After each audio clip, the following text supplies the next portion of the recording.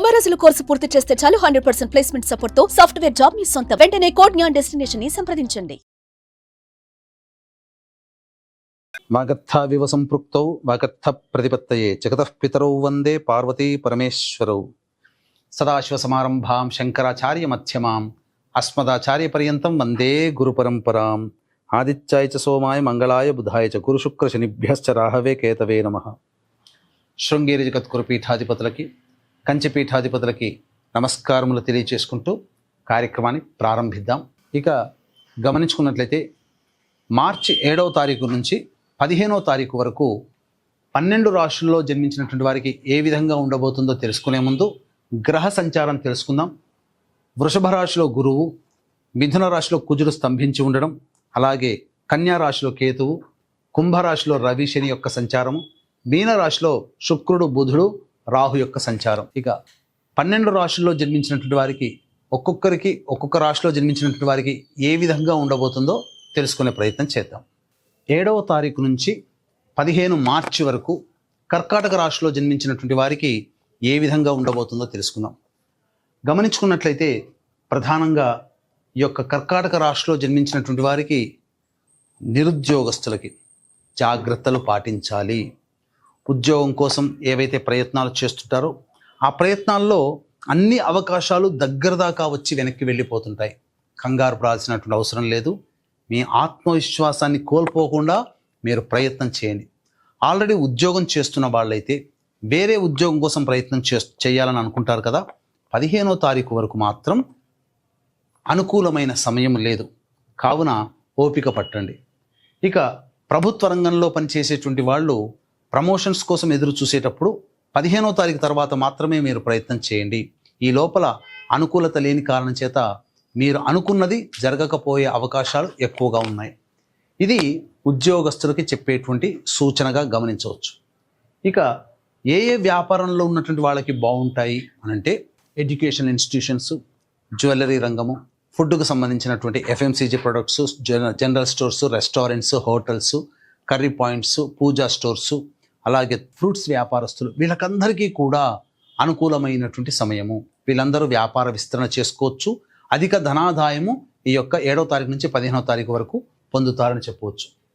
అయితే real estate రంగము, lawyer రంగంలో ఉన్నటువంటి వాళ్ళు, రైతులు, ఎలక్ట్రానిక్స్ అండ్ ఎలక్ట్రికల్ రంగంలో ఉన్నటువంటి వాళ్ళు, ముఖ్యంగా మైనింగ్ వ్యాపారస్తులు ఎవరైతే ఉంటారో, మరియు చర్మ సంబంధమైనటువంటి వ్యాపారస్తులు, స్టీల్, ఇసుక, ఇనుము మరియు సిమెంట్ వ్యాపారస్తులు, ప్లాస్టిక్ వ్యాపారస్తులు, అలాగే ఎడిబుల్ ఆయిల్స్, ఆటోమేషన్ రంగంలో ఉన్నటువంటి వాళ్ళు, వీళ్ళందరూ కూడాను అంత అనుకూలమైన సమయం కాదు. ఖర్చులు అధికంగా ఉంటాయి, సమస్యలు కూడా అధికంగానే ఈ యొక్క చెప్పినటువంటి రంగంలో ఉన్నటువంటి వాళ్ళకు ఉంటాయని చెప్పవచ్చు. అయితే readymade garments, boutiques, beauty parlour నడుపుకునేటువంటి వాళ్ళు, వీళ్ళు బ్యాంగిల్ స్టోర్స్, వీళ్ళందరికీ కూడాను, అలాగే ఈ బేవరేజెస్ సంబంధించినటువంటి వ్యాపారస్తులు, వీళ్ళందరూ కూడాను మంచిగానే ఉంటాయి. అమ్మకాలు, కొనుగోలు అనగా క్యారీ అండ్ ఫార్వర్డ్, C&F ఎవరైతే మెయింటైన్ చేస్తుంటారో ఏజెన్సీస్, వాళ్ళకందరికీ కూడాను మంచిగా చక్కగా యోగదాయకంగా ఉంటుందని చెప్పవచ్చు. అయితే ప్రధానంగా చూసుకున్నట్లయితే విద్యార్థులకి ఇది ఈ యొక్క కర్కాటక రాశిలో జన్మించినటువంటి విద్యార్థులకి అనుకూలమైనటువంటి సమయము. కోరుకున్నటువంటి యూనివర్సిటీలో మీకు విదేశీ విద్యకు అవకాశాలు లభిస్తాయి. ఇక ముఖ్యంగా ఎన్నాళ్ళ నుంచో నలుగుతున్నటువంటి న్యాయ సంబంధమైనటువంటి ఆస్తిపరమైనటువంటి విషయాలు ఏవైతే ఉంటాయో అవన్నీ కూడా ఒక కొలిక్కి వచ్చే అవకాశాలు గోచరమవుతున్నాయని చెప్పవచ్చు. అలాగే నూతన వ్యక్తుల యొక్క పరిచయము మీకు ఆనందాన్ని కలగజేస్తుంది. ఇది కర్కాటక రాశిలో జన్మించినటువంటి వారికి ప్రధానంగా చెప్పవచ్చు. ఇక వివాహానికి సంబంధించి చేయు ప్రయత్నాలు ఏవైతే ఉంటాయో అవి కొంతవరకు యోగదాయకంగా ఉంటాయి. మీ యొక్క జన్మించినటువంటి లగ్నరీత్యా యోగ బలం ఉంటే ఖచ్చితంగా వివాహ సంబంధం. రాశిపరంగా చూసుకుంటే వివాహ సంబంధమైనటువంటి విషయాల్లో కొన్ని ఇబ్బందికర పరిస్థితులు అనేటువంటివి ఎదురవుతున్నాయి. కుటుంబముతో వ్యవహరించేటువంటి విషయాలు ఏవైతే ఉన్నాయో అవన్నీ కూడాను జాగ్రత్తలు పాటించండి. కుటుంబ సభ్యులతో ముఖ్యంగా ధనపరమైనటువంటి లావాదేవీలు జరపకపోవడమే చాలా మేలనేటువంటి విషయాన్ని గుర్తుపెట్టుకోవాలి. ఇక చూసుకున్నట్లయితే ఇవన్నీ కూడాను గ్రహాల యొక్క స్థితిగతులను బట్టి మీకు 7 నుంచి 15వ తారీఖు వరకు ఉండేటువంటి విషయాలు. గ్రహ సంచారము బట్టి కూడా అనగా ఏ రోజు ఏ విధంగా ఉండబోతుంది, మనం ఇంకా మైన్యూట్ స్టేజ్లోకి వచ్చేద్దాం, సూక్ష్మంగా వద్దాం. 7వ తారీఖు నుంచి 15వ తారీఖు రోజువారీ ఎలా ఉంటుందో విషయాల్ని మనం తెలియజేసుకుందాం. 7వ తారీఖు రోజున అన్ని రంగాలలో ఉన్నటువంటి వాళ్ళకి యోగదాయకమైనటువంటి పరిస్థితి, మంచి స్థితిగతులు కలుగుతాయి. ఇక 8, 9 తారీఖుల్లో గనక చూసుకున్నట్లయితే ముఖ్యంగా ఉద్యోగస్తులు, వ్యాపారస్తులు గుర్తుపెట్టుకోవాలి, జాగ్రత్తలు పాటించండి. ఉద్యోగములో అసహనము పెరుగుతుంది, మీకు సహాయ సహకారాలు, అధికారుల యొక్క ఒత్తిడి, ఇక ఉద్యోగం మానేద్దాంరా అన్నంత స్థితికి టెన్షన్స్ పెరుగుతాయి. మీరు ఏది ఆలోచించినా అది విరుద్ధంగానే వస్తుంది. కాబట్టి జాగ్రత్తలు పాటించండి. ఖర్చులు కూడా అధికంగా అవుతాయి.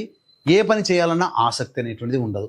ఇక 10, 11 తారీఖుల్లో కనుక చూసుకున్నట్లయితే అనుకున్నటువంటి పనులన్నీ కూడా పూర్తి చేసుకోవడానికి ప్రణాళికలను రూపొందించుకుంటారు. కొన్ని రెస్పాన్సిబిలిటీస్ని, పెండింగ్లో ఉన్నటువంటి పనులని మీరు ఈ 10, 11 తారీఖుల్లో పూర్తి చేసుకుంటారని చెప్పవచ్చు. తద్వారా మీకు ఆనందదాయకంగా ఉంటుంది అని చెప్పవచ్చు. ఇక 12, 13, 14 తారీఖుల్లో కనుక చూసుకున్నట్లయితే ఇది ప్రధానంగా కుటుంబ సభ్యులతో వాగ్వివాదాలు పెరుగుతాయి, ధనపరమైనటువంటి ఖర్చులు అధికంగా ఉంటాయి. ఇంకా దీనికి తోడుగా 14వ తారీఖు రోజున గ్రహణం ఏర్పడబోతుంది. తద్వారా కొన్ని ఇబ్బందికర పరిస్థితులు భవిష్యత్తులో ఏర్పడడానికి నాంది పలుకుతాయి.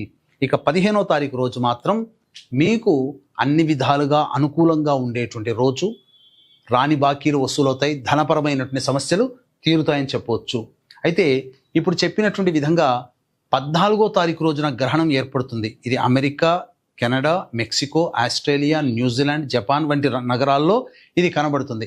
ఆ నగరంలో జన్మించినటువంటి వాళ్ళు మాత్రం ఖచ్చితంగా ఈ యొక్క గ్రహణ సంబంధించినటువంటి ఆచారాలను పాటించాలి. మన భారతదేశంలో కూడా కనిపించకపోయినప్పటికీ ఈ గ్రహణ నియమాలు ఏవైతే ఉన్నాయో అవి పాటించాల్సినటువంటి పని లేదు. కానీ ఈ గ్రహణం సింహరాశిలో ఏర్పడుతున్నటువంటి కారణం చేత ప్రపంచవ్యాప్తంగా ఉన్నటువంటి వ్యక్తులకి ఈ మేష, వృషభ, కర్కాటక, సింహ, కన్య, వృశ్చిక, ధనుస్సు, మకర, కుంభరాశుల్లో జన్మించినటువంటి వారికి ఇబ్బందికర పరిస్థితులు అనేటువంటివి ఏర్పడబోతాయి. కొన్ని సమస్యలు ప్రారంభమవుతాయి. కాబట్టి ఈ యొక్క మేష, వృషభ, కర్కాటక, సింహ, కన్య, వృశ్చిక, ధనుస్సు, మకర, కుంభరాశుల్లో జన్మించినటువంటి వారికి గ్రహణ దోష నివారణ హోమాలు అనేటువంటి 14వ తారీఖు రోజున 9 గంటలకి ప్రారంభమవుతుంది.